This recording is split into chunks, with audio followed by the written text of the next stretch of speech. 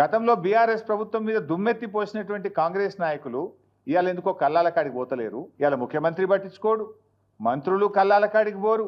ఎక్కడ రివ్యూ చేయడానికి వీళ్ళకి టైమే దొరకలేదు. రైతులంటే వీళ్ళకి ప్రేమే లేదు ఈ ప్రభుత్వానికి. ముఖ్యమంత్రి ఏమో ఈజ్ బిజీ విత్ అందాల పోటీల రివ్యూలు. ఎక్కడ పెట్టారు ఆ రివ్యూ కూడా? పోలీస్ కమాండ్ అండ్ కంట్రోల్ రూమ్లో. ఆ పోలీసు వాళ్ళని కూడా పనిచేసుకొనియకుండా సెక్రటరేట్ ఓడిన గారు అయితే జూబ్లీ హిల్స్ ప్యాలెస్, లేకపోతే పోలీస్ కమాండ్ కంట్రోల్ రూమ్.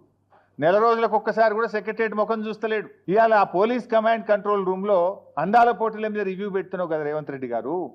మరి రైతులకు రైతు బంధు అందిందా లేదా అని ఎందుకో రివ్యూ పెట్టవు? మరి అసెంబ్లీలో బడ్జెట్లో చెప్పిన రుణమాఫీ 42,000 కోట్లు అయిందా లేదా అని రివ్యూ చేయడానికి నీకు సమయం దొరకలేదా రేవంత్ రెడ్డి గారు? ఇవాళ మార్చ్, ఏప్రిల్, మేలో చనిపోయిన రైతులకు రైతు బీమా డబ్బులు రావడం లేదు. దీన్ని రివ్యూ చేయడానికి రేవంత్ రెడ్డి గారు మీకు సమయం లేదా అని నేను అడుగుతా ఉన్నా. ఈ వడ్లు కొంటలేరు, వడ్ల కుప్పల మీద రైతులు పిట్టల్లాగా రాలిపోతుంటే దీని మీద రివ్యూ చేయడానికి మీకు సమయం లేదా అని నేను అడుగుతా ఉన్నా. గొప్పగా చెప్పిన 512 కోట్ల బోనస్ రావడం లేదు. ఇవి ఎందుకు పడతలేవు రైతులకు? 48 గంటల్లో కేసీఆర్ ఇచ్చినప్పుడు మీరు ఎందుకు ఇయ్యలేకపోతుండ్రో రివ్యూ చేసుకోవడానికి మీకు సమయం లేదా రేవంత్ రెడ్డి గారు? అందాల పోటీల మీద ఉన్న శ్రద్ధ రైతుల మీద మీకు ఎందుకు లేదు అని నేను సూటిగా ప్రశ్నిస్తా ఉన్నా. నేనేమి రాజకీయంగా చెప్తున్నటువంటి విషయం అంతకంటే కాదు. ఇవాళ ఉదయం నుంచి ఇవాళ జూపల్లి గారి నియోజకవర్గం కొల్లాపూర్లో తడిసిన ధాన్యాన్ని కొనాలని రైతులు రోడ్డెక్కినారు.